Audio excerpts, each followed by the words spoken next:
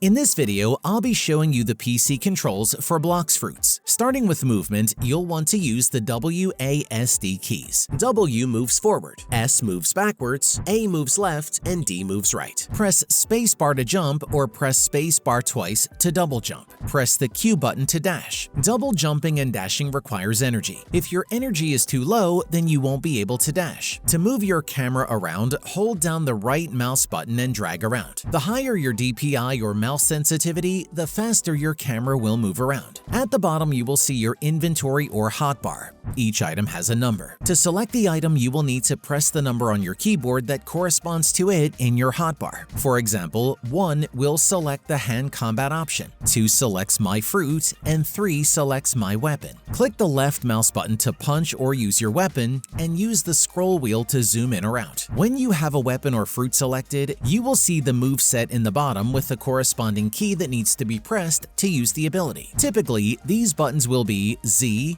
X, C, V, and F. Your moveset will be the main use of your energy while in combat at lower levels. If you have a controller connected to your PC when you open Blox Fruits, then the keybinds will show the required controller buttons instead. Also, make sure you are aiming at your target with your cursor when using a move. To open your extended inventory, press the back quote or tilde key found under the escape button. You can also press R to flash step, T to use your character's ability, J to activate your aura, and E or K to enable and disable your instinct. You now know the PC controls for Blox Fruits. Please leave a like if you found the video helpful.